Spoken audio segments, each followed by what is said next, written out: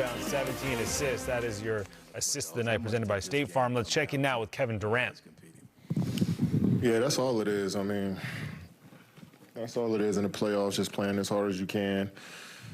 Just trying to win every possession. Sometimes it won't go well for you. It's a game of runs, but stay in it. I think that's what we did tonight. And that's also what they did, too. They were down big and got back into the game. Curious with the free throw line, you almost addressed the free throw situation by yourself. How much of that was a point of emphasis that I'm getting to the line tonight? Oh, I'm just trying to drive. I missed so many good looks early.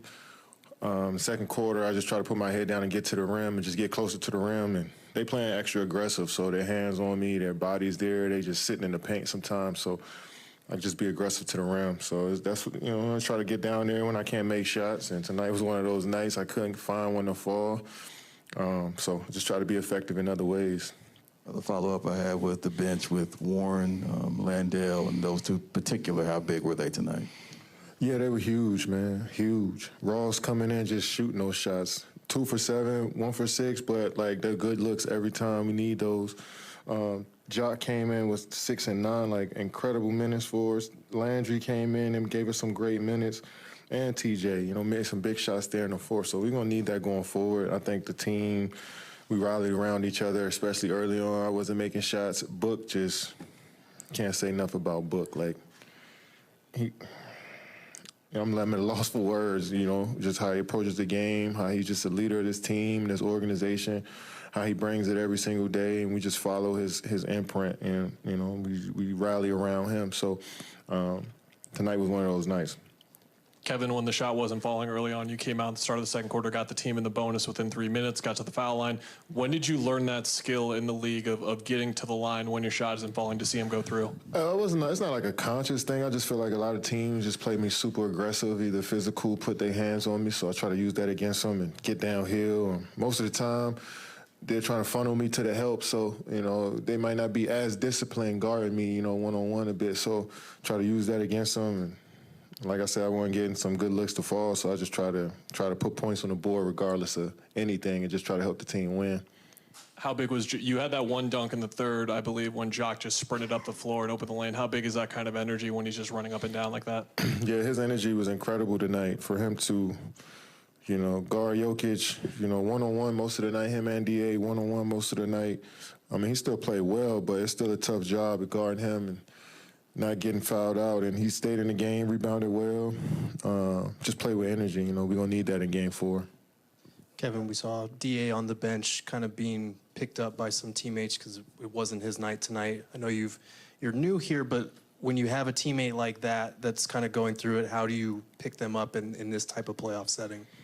Just keep encouraging him. I know he still stayed into the game regardless. Like, he was, on the same page with us, not, encouraging us, cheering for us when he was out on the bench. So, I think DA just, he wants to be out there. He wants to contribute. He wants to play well every single night. He wants to do everything right, So sometimes that could be a little frustrating when you don't get the opportunity to, showcase what you can do sometimes. But that's just the nature of a team. We got a team where the next guy got to step up and everybody just got to support. And I'm looking forward to a big game from him next game. And with Book, you've seen him. You're familiar with his game, but have you expected this level of play from him that he's showing? Yes. Like, I don't understand why this is such a surprise to anybody. Like, he's been doing this since day one. I mean, they might not have been playoff wins, but he's showed his skills since his rookie year. And a lot of people overlook that and then see him go 45 and think it's something new. Nah, he's always been on this type of time. And we got to continue to keep feeding the hot hand, but he's making good plays. 3 turnovers, 9 assists. I ain't have a turnover tonight. So that's always good when we keep the ball in our hands. And he's one of the guys that just ignites us from the first possession. So I'm sure they might, who knows what they'll do to guard him next game, but we want him to stay aggressive. That was kind of the question I was going to lead to, Katie. You've been a fan of Book since he came into the league. Like, how have you seen him grow and evolve since he was a rookie and playing on those different, Phoenix Suns teams that weren't doing a lot of winning? This is his love for the game, his humility for just life in general. He's a team builder. Like, all the things you want in a superstar, he brings it. And he doesn't say much about it. And a lot of people don't, right, fluff stories or pieces about what he brings every single day, but we see it and we appreciate it. And you're starting to see it on a national scale the last few years with them being with us being a successful team. But he's everything you need in a player on both ends of the floor, out in the community. Just, man, I can't speak enough about how great he is. Kevin, Monty said he feels like you're still kind of finding your rhythm, and we haven't seen that efficient Kevin Durant game yet. How do you feel like you're just doing in that regard, and while logging heavy minutes too? Yeah, I mean, I enjoy playing heavy minutes. I'm still figuring out. I'm not figuring out nothing. I just got to make shots, to be honest. Like, I miss some good ones. I'm rushing some shots. Like, I'm thinking too much out there, and I think that's all on me more so than trying to get comfortable with the team. It's just spurting through the game where I just go out there and just play and let it flow. And sometimes I'm trying to think too much. So it's just a part of the process and the journey, and I think I'm getting there to a point where I'm super comfortable with the team. So it's close. So you went to the foul line 16 times, you hit 14 of them.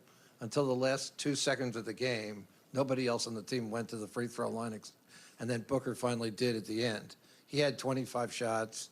I think in 40-some-odd years of covering basketball, I've never seen that. Really? Well, yeah. What do you attribute it to? And I know you look like you're hit on practically every play. Yeah, I mean, I took 31 shots tonight. Like, I was trying to score. You know what I'm saying? So I was trying to get downhill and make plays and just be involved in the game offensively. So, like I said, when teams playing extra physical and touching and grabbing and playing with their bodies and using other guys to help guard me as well, I'm going to get to the free throw line. So I think that calmed our team down, was able to loosen up their defense a bit because they were over-aggressive, and we was able to get to the free throw line. I was able to get to the free throw line and open up the floor for our team. So Have you ever seen nobody else go to the free throw line? I'm sure it happened before in the game that I played in, but yeah, it's rare. Yeah, when teams are physical with you like that, and you're one of the top rebounders on the teams, how does that help you with staying in rhythm, even though your shot might not fall early? Yeah, I mean, I'm more than just a scorer. I'm more than just a guy that's still scoring, who's just you used to just putting points on the board, nothing else. So I try to contribute in other different ways, and it's frustrating not making shots because that's what I'm paid to do. That's what I do, is make shots. But it also comes to times where you just got to continue to figure it out and push through it. And I was able to make some there late, make some there in the third, some in the second. It was some in spurts, but just keep being aggressive, man. I'm looking forward to the next game. Last two, Tim. Katie, is there anything that you have learned about Book during these playoffs? Nah. You knew. This is the guy you knew you were coming to play with. Yes. I mean, I've been following him since he was in high school, so since he was a junior in high school. Came to my camp as a junior, I think, and just been following ever since then, keeping an eye out on him. And then when he had that 70-point game, that's when I really like, all right, I need to look at his box score every night. And that's really what it is for me, just watching guys' box scores every night and then checking the highlights afterwards. So it's been like that for the last, 5 or 6 years with Book. So I'm not surprised that he can go off and do this. I'm not going to expect 20 for 25 every night, but I know that he can reach that level. And when he does, it's no surprise. So you just keep being, keep rallying around everybody and just, look forward to getting to practice tomorrow and see what happens next game. Last one. Kevin, Denver started double teaming and triple teaming you and Devin very early on the game and then down the stretch. But how, as artists, both of you artists of reading defense and then splitting triple team and double team, how is that communication down the stretch when you're able to find TJ and other people to kind of put this game away? Yeah, I mean, let's try to play simple ball. When you don't have to run plays and the team going to commit to on the ball to you, I think that's when basketball is at its purest form. Guys are just playing on that backside and just playing off instincts. And you've seen TJ, he missed 1 3, but he was confident enough to come back and shoot the next one, and then went in. Then he made the floater as well. So if they're going to commit to us like that, we got to continue to trust our teammates, and everybody has to be confident in shooting the ball. So, hopefully we'll see what happens next game. And, by game 4, you pretty much seen every scheme that they're trying to throw at you. So hopefully we prepare for it. Yeah, Kev, I just had one question about you had the Lance Banks. You know, he just passed away. You had the Texas connection. Can you talk about your roots? Obviously, you had that 1 year at Texas and Lance. Yeah, I mean, Lance was a huge part of the Texas community and somebody that I looked up to and had conversations with since I was 16, 17 years old. And I feel like I just seen him a couple weeks ago. So, it's devastating news to hear that. Prayers out to his family and friends. He's left his mark on the game of basketball and on young people for a long, long time. And, that's the type of stuff that's going to last forever. So rest in peace to Lance Banks.